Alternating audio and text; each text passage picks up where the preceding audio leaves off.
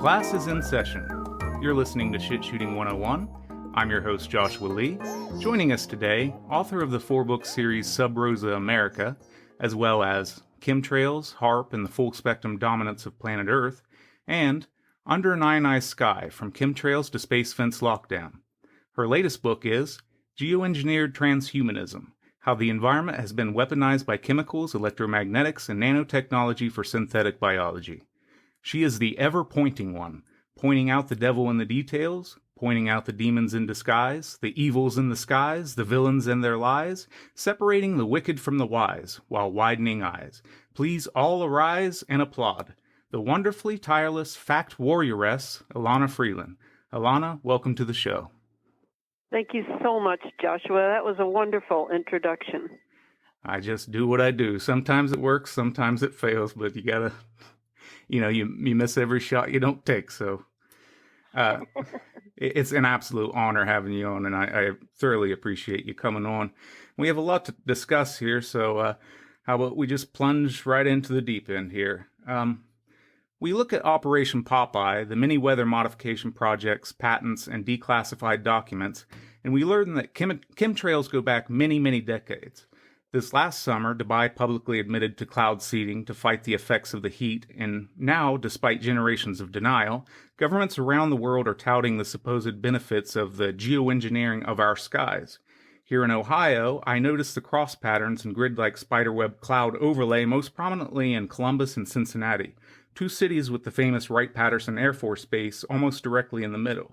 Yet from what I see on social media and what I witnessed traveling to Kenya and back this past summer, manufactured cloud coverage seems to be worldwide. And my opening multi-part question to you, Elana, this universal dominance of the firmament being so complex and interconnected, how many pilots could possibly be involved without the system collapsing? Can Operation Indigo Skyfold even begin to explain this? And secondly, with all these pilots buzzing about everywhere constantly, how much barium, strontium, aluminum, and other such heavy metals can possibly be upon the Earth to endlessly spray the entire sky? Now, I know that was a complex way of putting it, so we can break it up however you want to, or if you need me to reiterate, that's fine. Okay.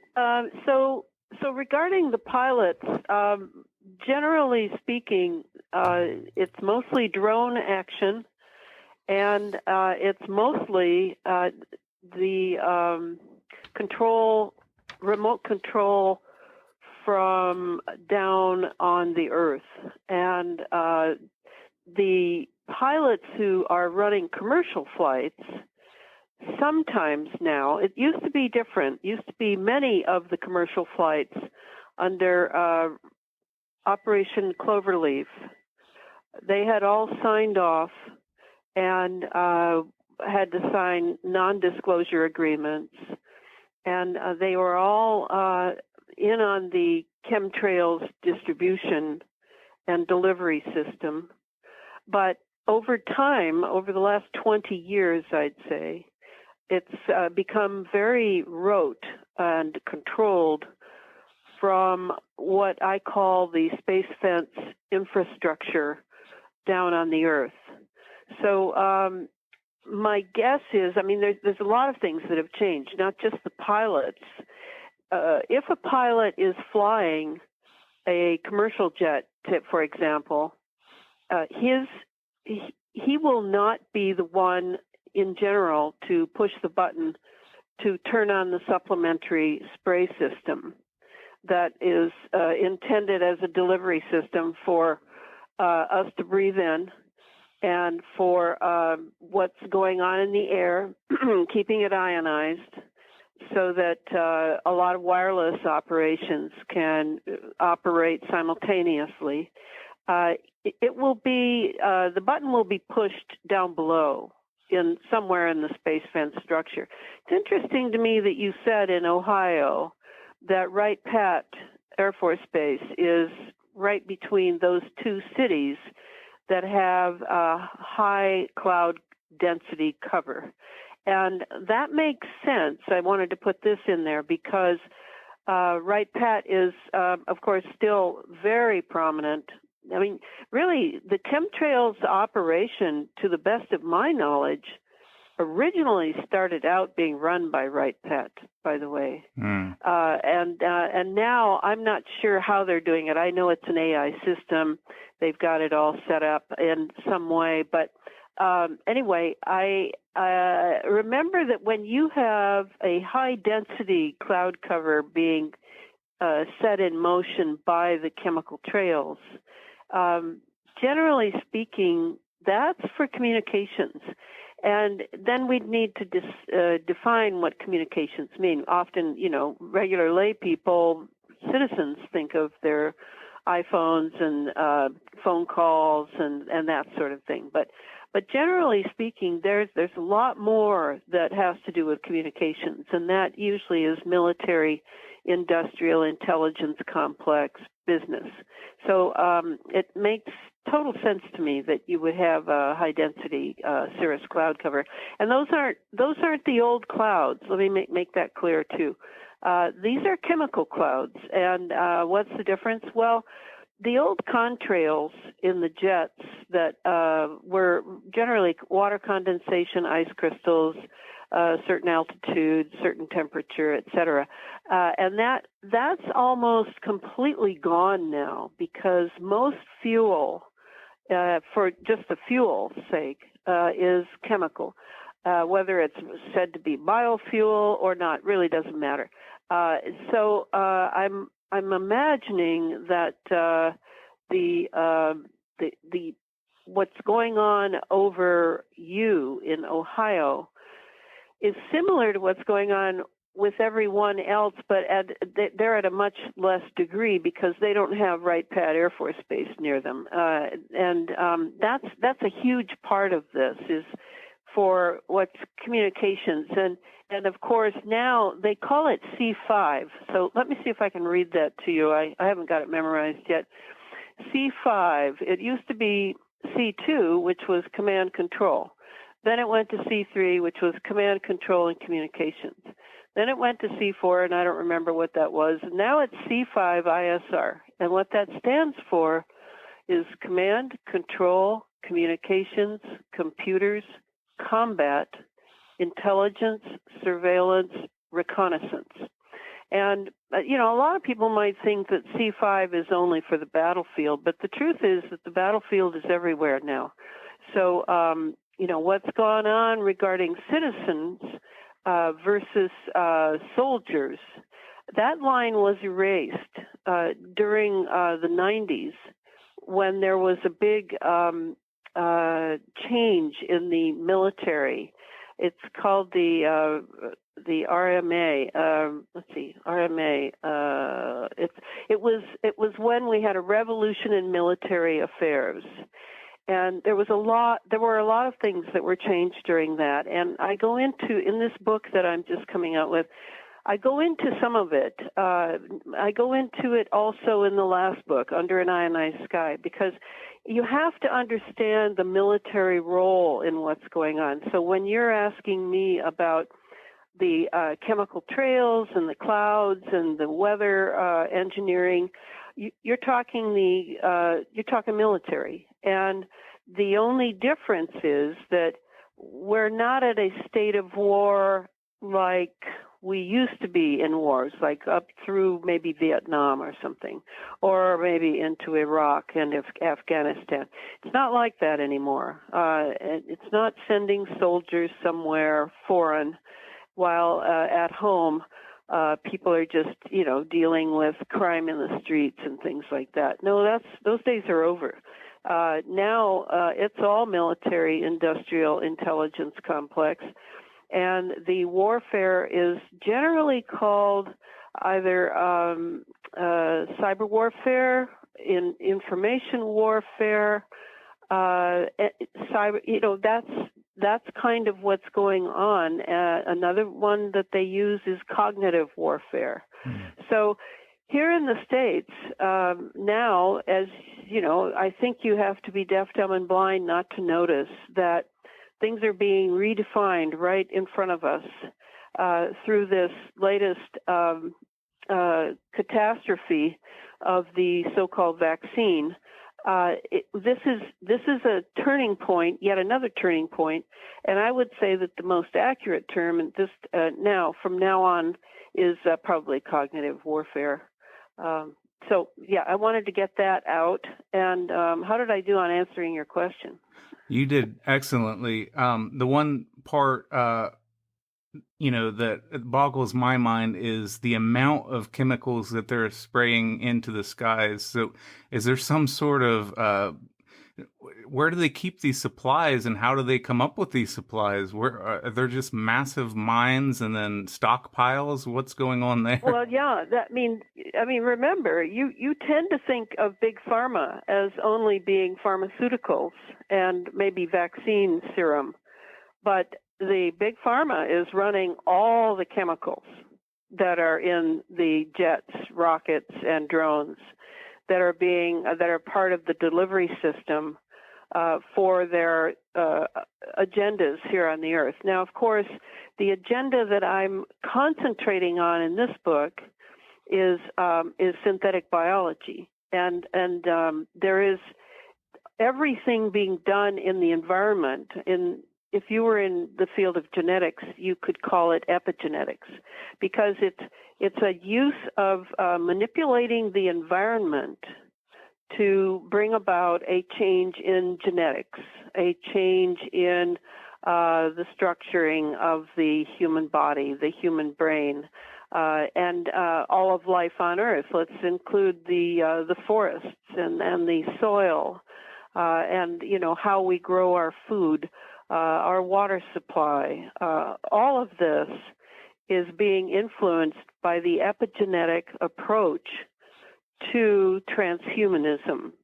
And at least that's my thesis in this book. And then I pretty much nail it 6 ways to Sunday, with a lot of footnotes and a lot of ways people can go and check for themselves and see what they think and find my errors and all of that.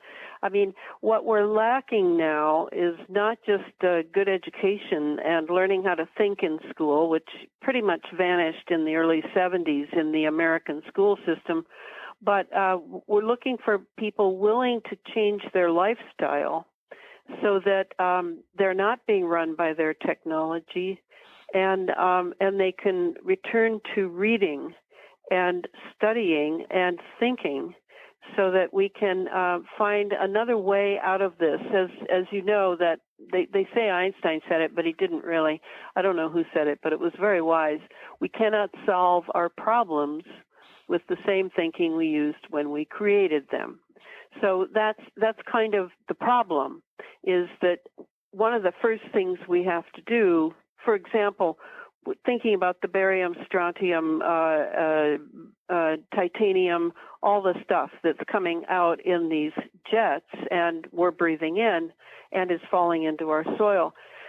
To think that it has to do with only one thing rather than that it probably has multiple uses for big pharma and its relationship with the military.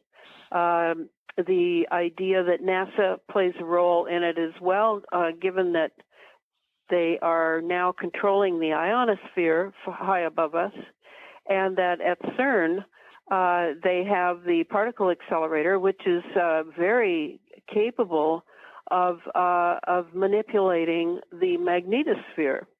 In fact, a few years ago, I talked about it in one of the books, that the magnetosphere completely collapsed, but then resurrected itself somehow. Maybe CERN was on at a certain point, and then they shut it down, and the magnetosphere was able to come back. I don't know how that went, but I know that this planetary, all of it has to do, one of the big levels of their agenda is to served what Catherine Austin Fitts called the secret space program. And she was looking for where the $21 trillion that was missing from the American budget had gone, and she posited that perhaps it went into the secret space program. I think she was probably right, because the secret space program is very real. And it's not talked about in the corporate-controlled media. You never hear about it, but it has to do with full-spectrum dominance over all of the planet Earth and at every level, including the human culture, including the human body and brain, including all of the food sources, the water sources. This is very big, and everything is measured and weighed according to that end agenda. But meanwhile, to achieve that under the ideas of the Soviet astronomer Nikolai Kardashev, who said that if we were to achieve a true space age, which of course is very much what is wanted by the military-industrial intelligence complex, the first thing they would have to do is control full-spectrum dominance over planet Earth. And then next, they would have to have control over the star, our star, the sun, and its systems. And then they would then be able to achieve control over the galaxy and its systems. So we're, as you probably can guess from this three-phase path, we're on phases 1 and 2. And phase 1 is right in our face now. But because no one's educated about the secret space program, and they're all concentrating on the disclosure project, for example, of UFOs, which is a small part of what we're looking at here, then this way of distraction, misleading, outright lying, seems to go a long way when you can control the media. And that certainly is our situation.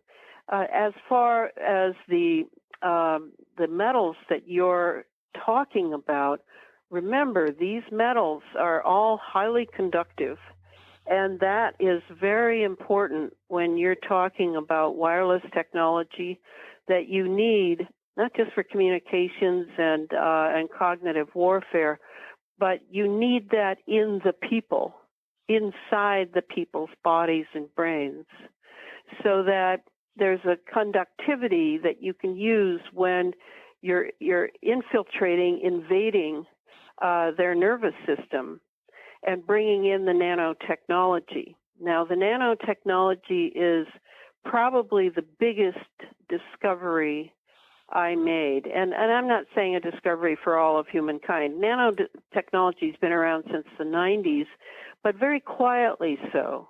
And yet, I was on Sasha Stone's special this last weekend on a panel for technology, and he had a few Romanian scientists there, and I brought up nanotechnology, and we were all in agreement that this nanotechnology is everywhere. I mean, it's in simple things like cosmetics and various soil anti-pollutants, the things used to feed this, that, and the other into the soil. It's in candy bars. It's in cake mixes. It's in all refined foods. This nanotechnology thing is massive, and this to me is our greatest problem.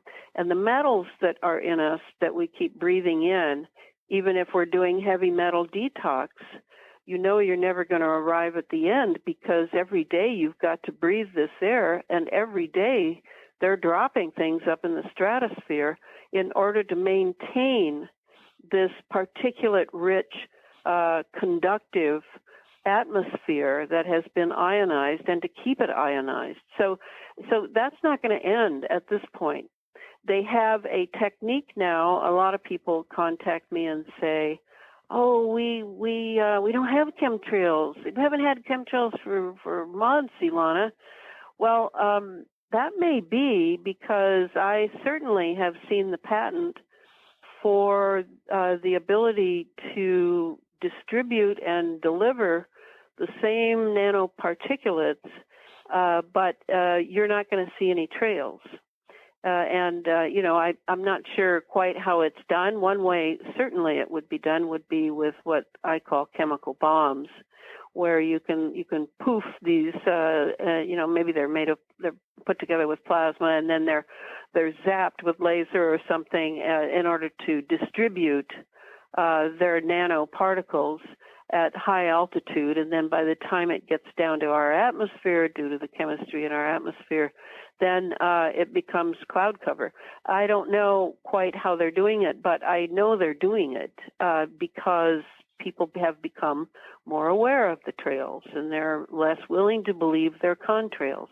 So, this endless trying to go forward with public knowledge is so. I don't get exasperated because I know how the public is. I know that it takes the public approximately 50 years to awaken to some tragic thing going on that I saw 50 years ago.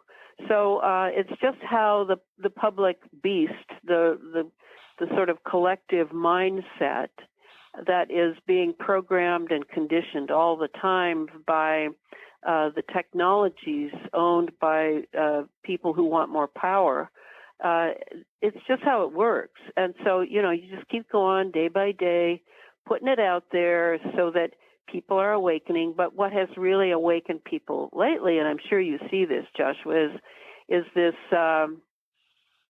tragedy that is going to have to be a huge price in order to wake people up. And I'm so sorry that it had to get to that. But most people don't really think anymore.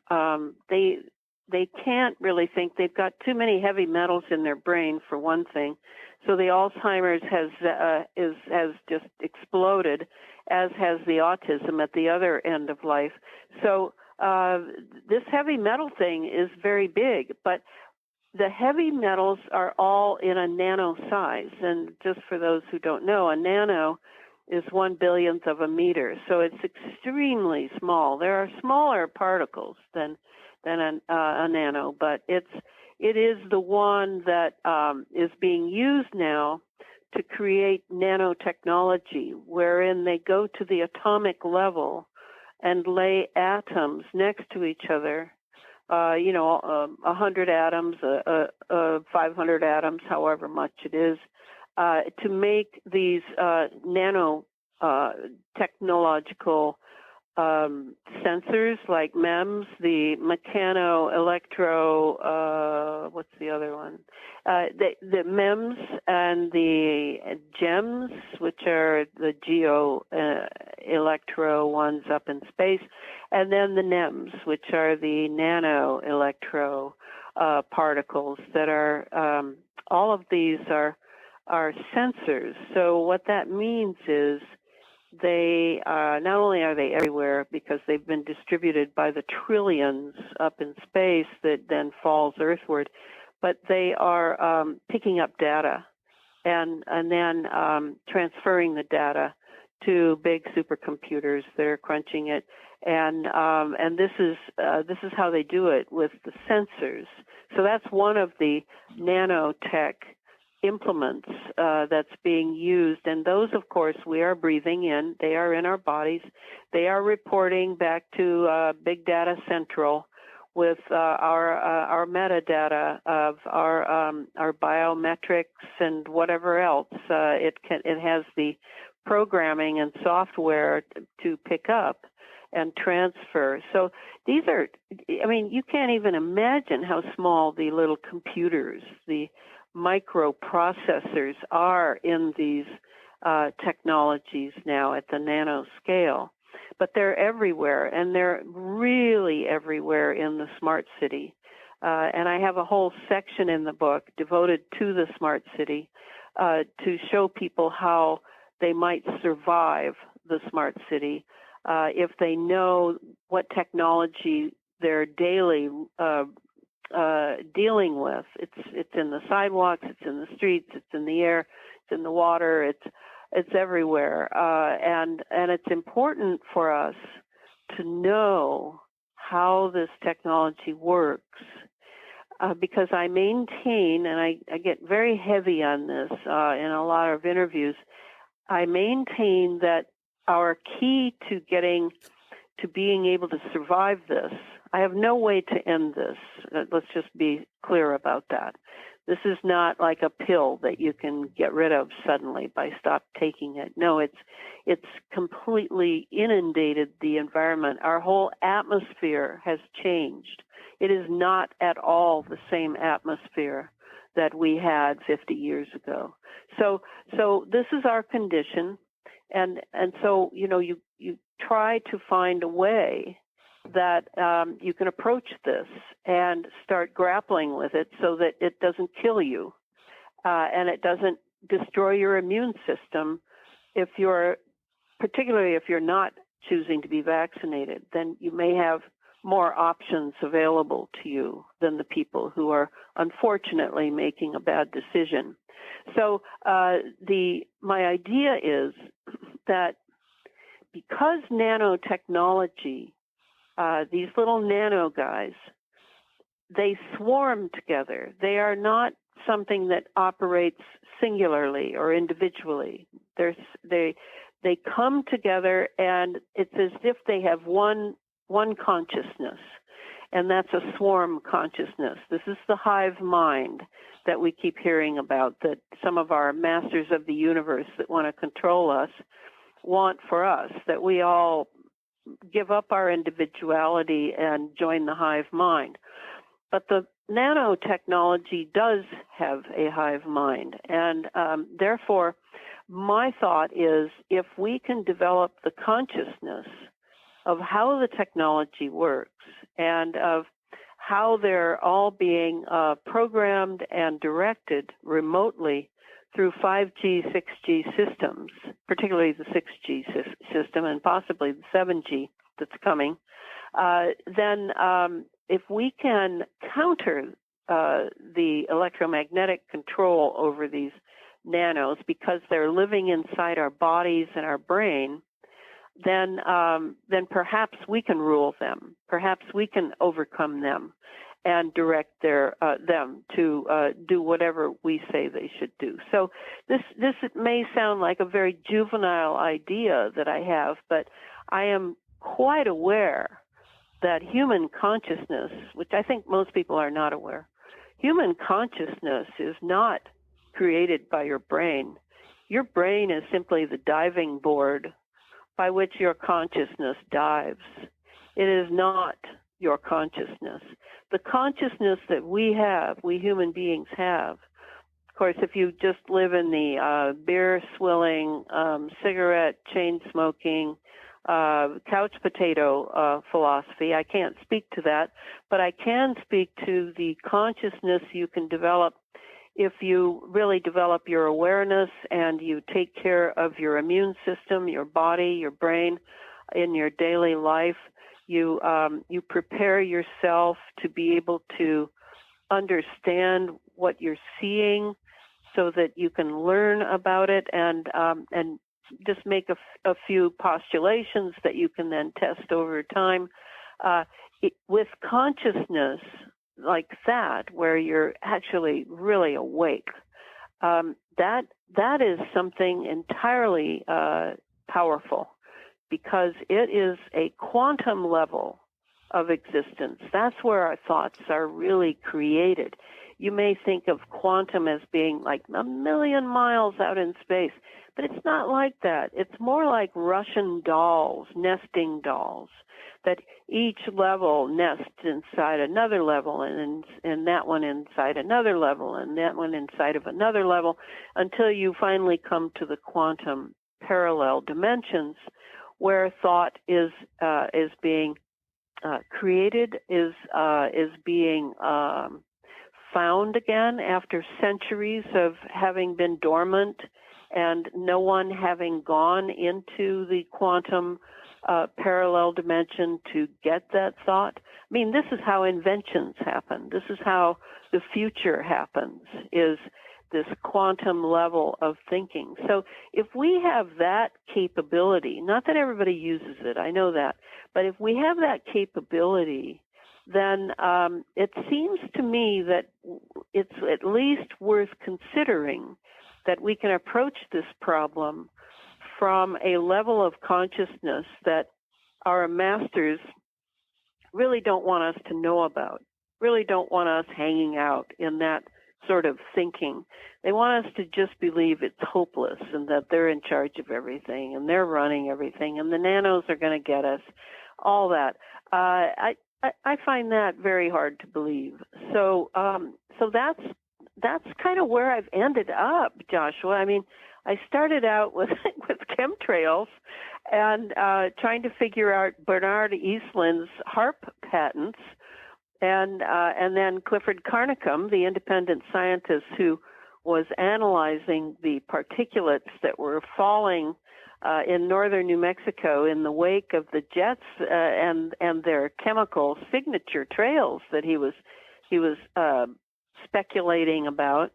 And look where I've ended up. I've ended up in amazing thoughts and amazing possibilities because I've been following the chain of evidence that whereby I've figured out that geoengineering actually goes all the way from chemical, from weather engineering to chemical electromagnetic experiments to planetary geophysical terraforming like the forest fires in California, directed energy weapons, surveillance and neural tampering with the human brain from space, and digital biology. That is what we're seeing now. We're moving from molecular to digital biology, nanotechnology, transhumanism.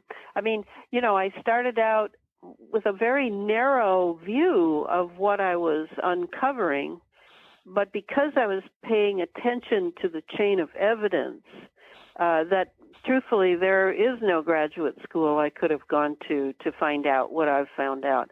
I had to do it through the diligence of, Ben Franklin and Henry David Thoreau, great Americans who were self-educated and really were able to think and hold a thought and peruse evidence for its own merit rather than who said it and who said that this was not possible and this was possible. That's how you have to do it now because we're lied to, we're deceived. It's all these so-called experts. A lot of them are dissembling and trying to mislead us so that they can develop power from taking us on a ride, and so it's like being on your own is not all that bad because you become necessity is the mother of invention.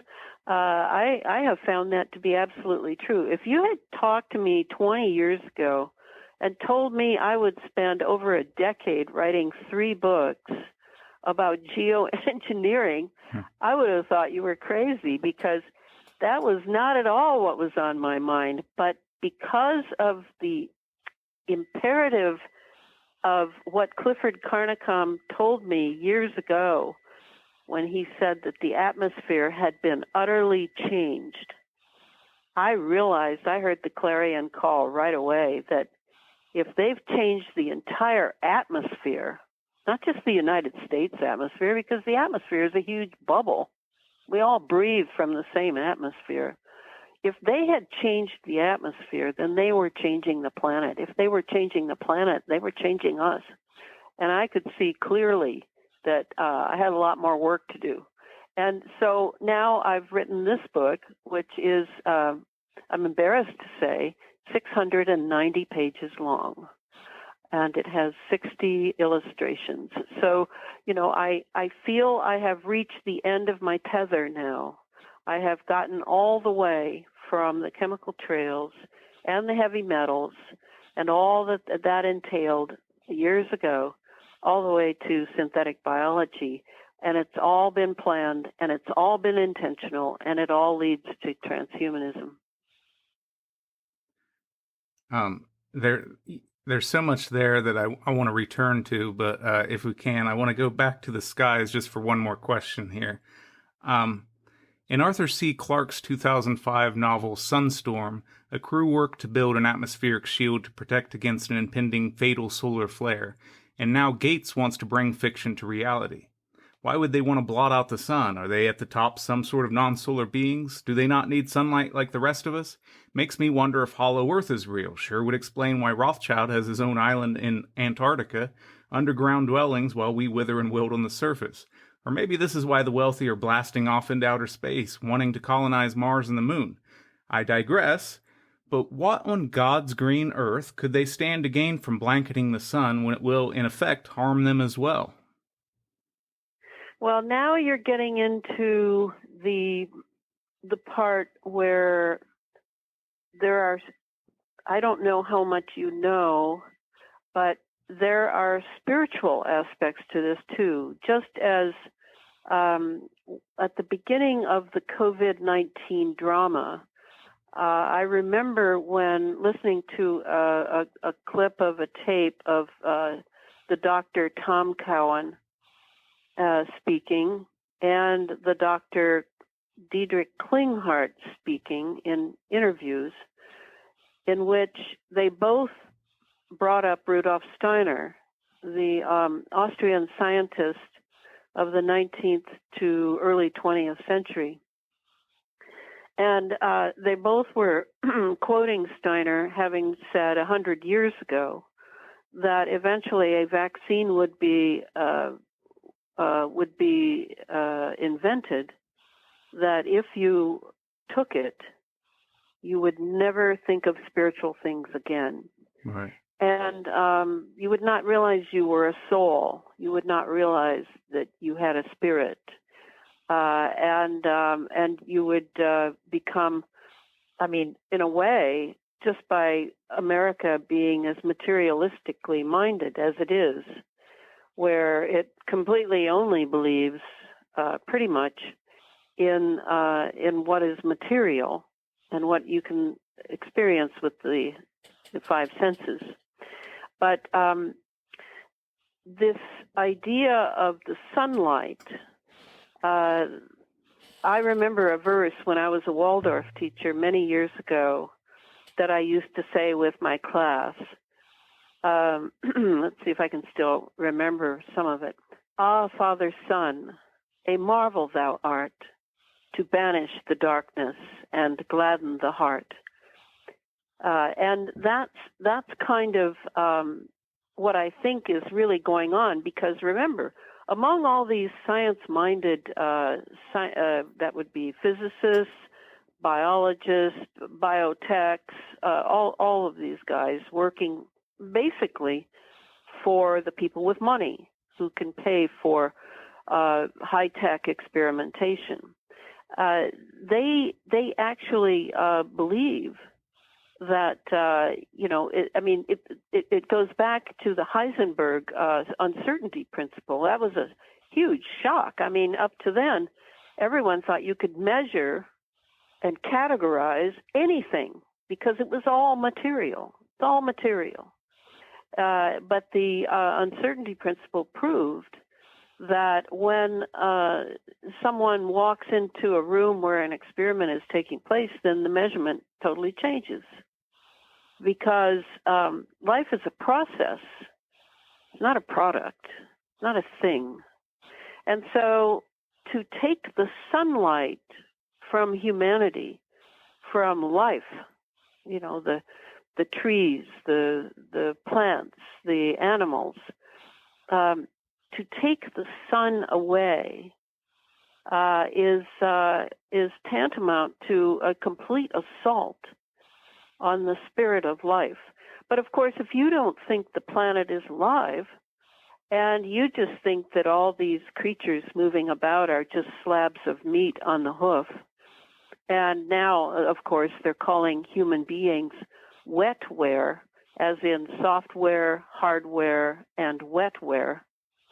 If that's your philosophy of life, then killing anything and by blocking the sun, by any of the other means of murdering life, are just either experimental perhaps, or think up some good practical reason for doing it that people will believe because you have a PhD after your name or you have an MD. To block the sun is tantamount to assaulting the spirit of life, élan vital, the ether, and that's kind of what's going on, really, Joshua. Is the entire earth is being assaulted by these people who may have a head and a torso and arms and legs, but I'm really not sure they're human anymore, because my definition of human is not simply physiological. My definition of a true human being very much has to do with the spirit, with the mind of that human being, in how they look at their relationship with life, how they look at their relationship with other people, even people they don't like.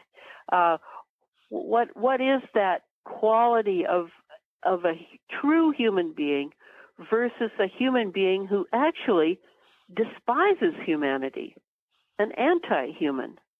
To me, anti-human is a significant term that we can all use, no matter what our religious affiliation. We can all use that term for evil. And and if people don't think there's any evil, I don't know what kind of life they've been living. But I can see policies that are evil. I can see people who have chosen to imbibe evil and destruction of life. And I always wonder, well, is there some entity in this person? Has something taken it over? We're at what is today? Today, November 1st, is the second day of the 3-day holy day of Satanism and of pagan religions. Yesterday was Halloween. Today is I believe it's All Saints Day, and tomorrow is All Souls Day. I mean, we have this inscribed into our signature of time in our holidays and our holy days. But when it comes to science and it comes to so-called objectivity, which I even wonder if objectivity really exists, even within mathematics, what are we doing here? Why are we cutting a huge section of life out that has to do with reverence, devotion, respect, all these qualities that practicing Satanists look at as weaknesses, because, of course, their creed is "do what thou wilt shall be the whole of the law." And I discuss this in this book briefly, but I want people to think about the mindset that we're facing here. We're facing a mindset in which the earth is not alive. It's to be pillaged, raped, destroyed, terraformed, and the human being having a body is much the same. So somewhere along the line, the Western science has really gotten off on the wrong path. It's very different than it used to be, and something has taken it over. And I think we're now seeing what it looks like in our culture, as one nation after another is going down to the so-called lockdown, the so-called get jabbed or starve.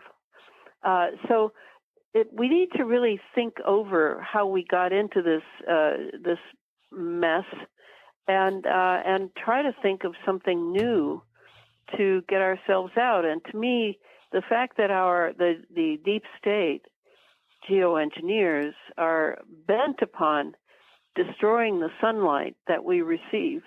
The sun is just filled with etheric vitality, and we need that etheric vitality for our immune system. We need it for all sorts of reasons, and they want to strip us of it with this plasma cloud cover that they keep creating with their technologies.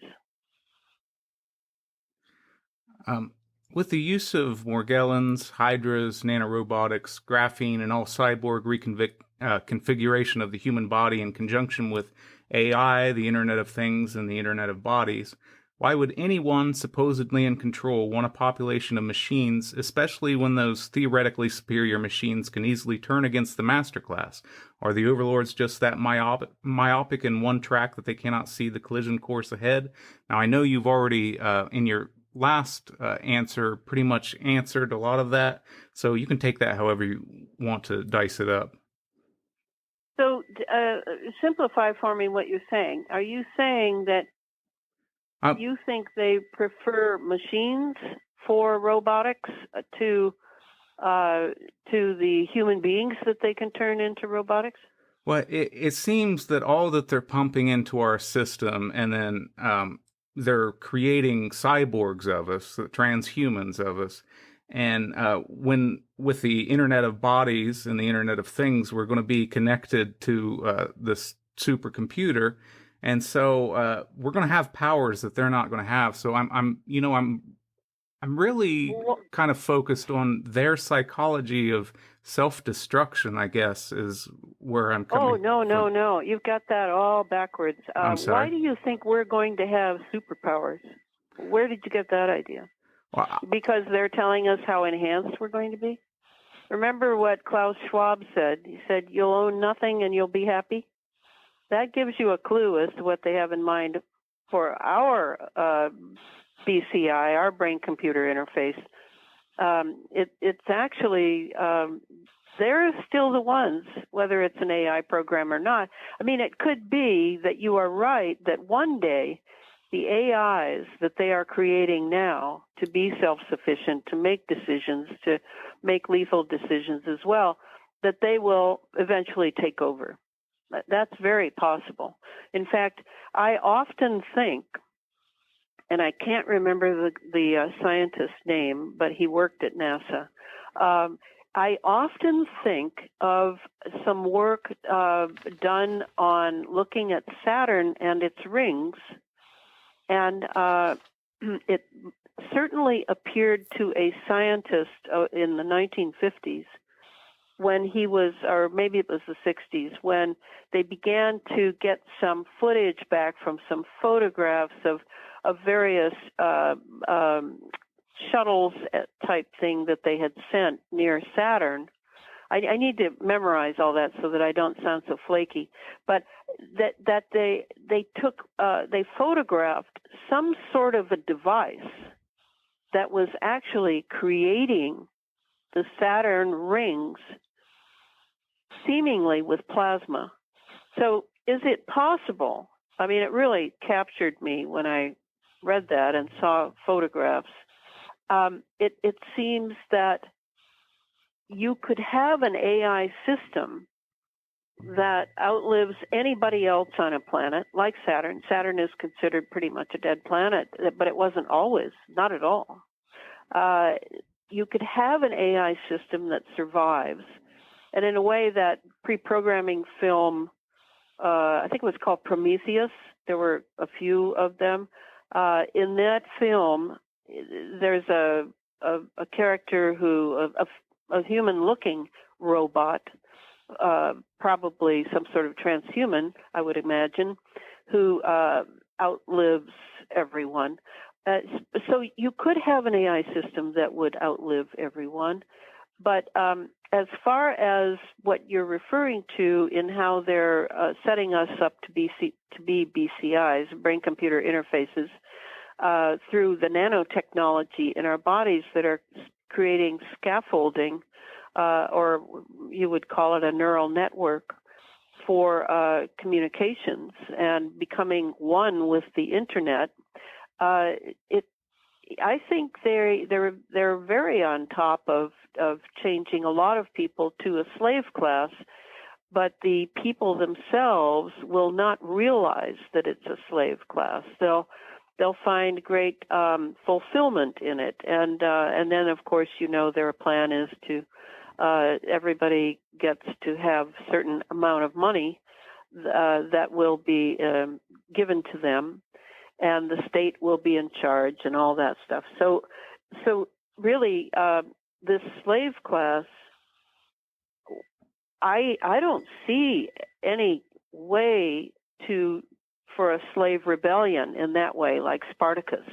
I don't see that a Spartacus would have a chance, because if you can keep the atmosphere ionized, and you have an entire wireless edifice from near Earth orbit all the way down to the Earth, and certainly down into the underground bases, you could just keep people in that. I mean, you're basically talking a spider's web, and you could not get out. It's too sticky. It's too difficult, and that's what I think is coming. That's the end goal, not just these vaccine passports and all that.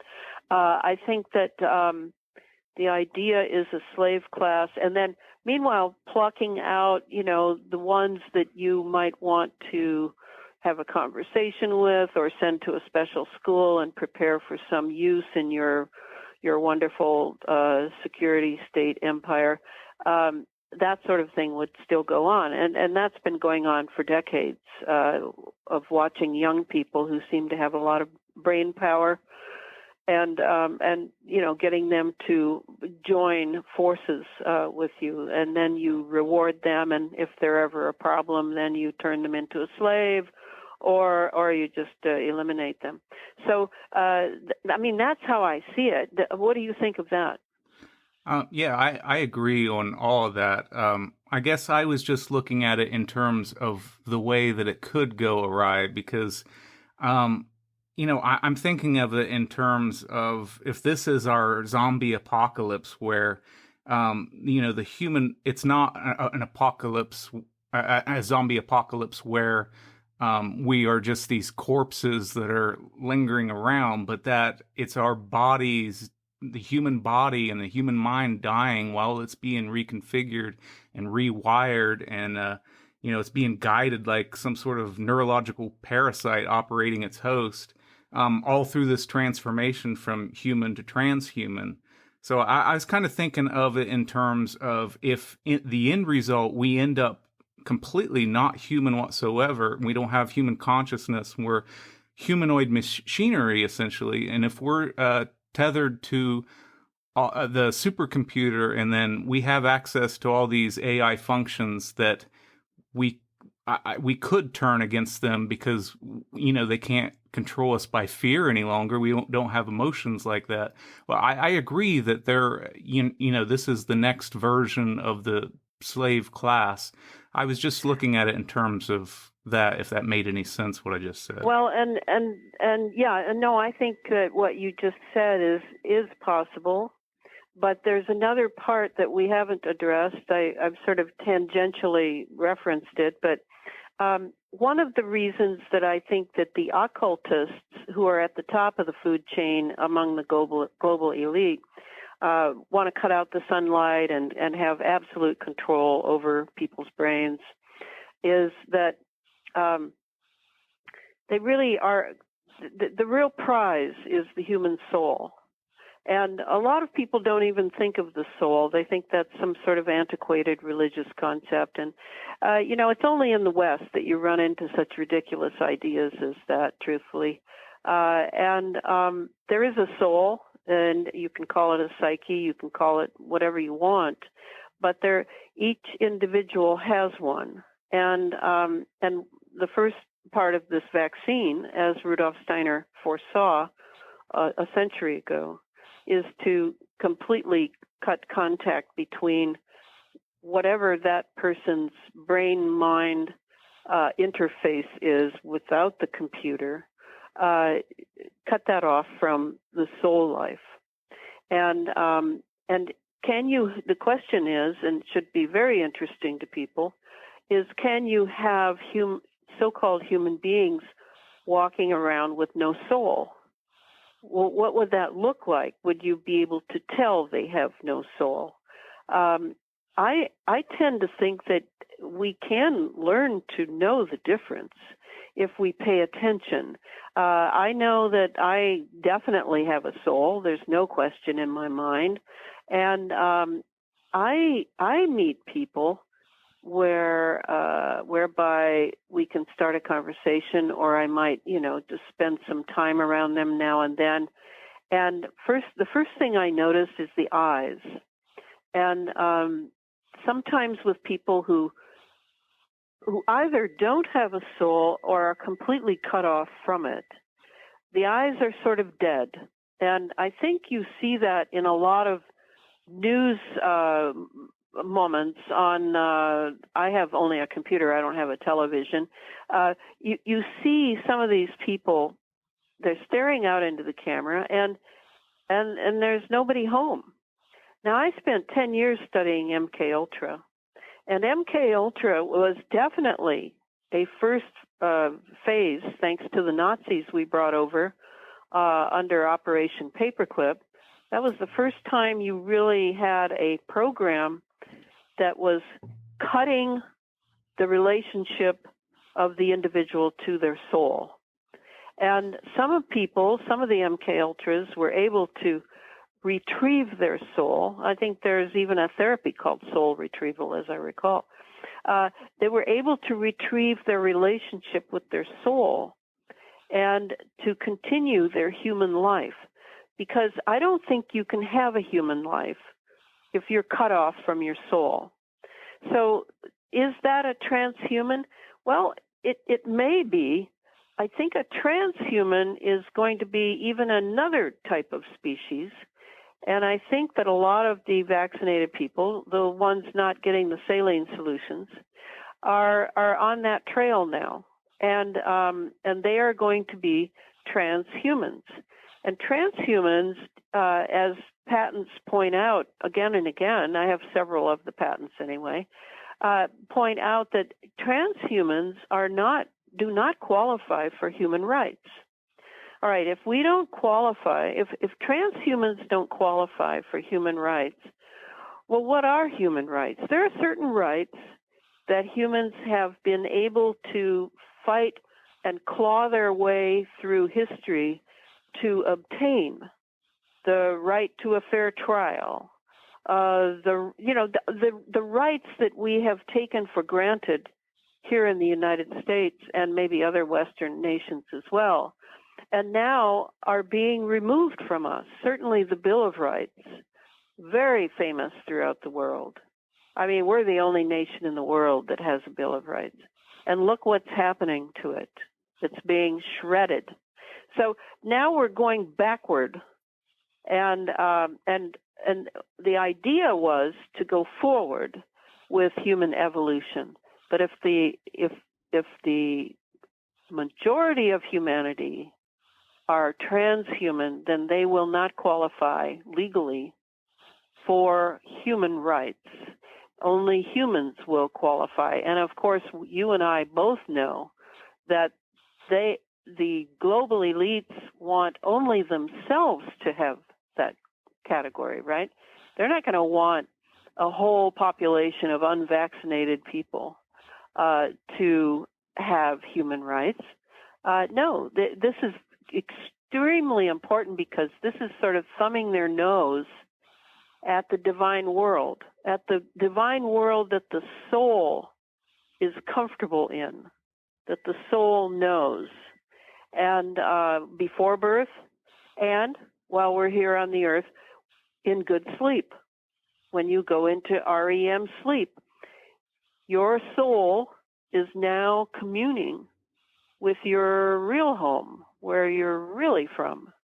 And what are they doing to counter that? Just as they're countering the sunlight in the skies, they are countering that sleep relationship with destroying the pineal gland, because the pineal gland is the means by which that door opens to the spiritual world that we are all from, at least we real human beings are from. I'd better qualify that, because now we're going to begin to see a variety of species that are going to be arising, because now the genie is out of the bottle, and you know, Pandora's box is flung all over the place by these genetic fools that have now made it all digital.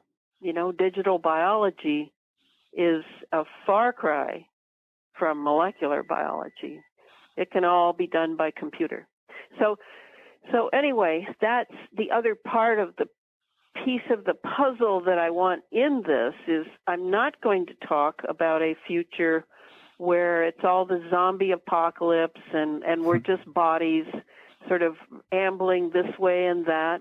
No, there is a real war going on over will a human exist with a soul connected to the divine world, or can we remove that soul? Like in the movie, I don't know if you saw it, a children's movie, called The Golden Compass, No. wherein you see these children having their soul, their familiar, removed from them, so that they are then utterly lost to humanity. This, to me, really is the key agenda going on right now, and that's why I'm fighting so hard.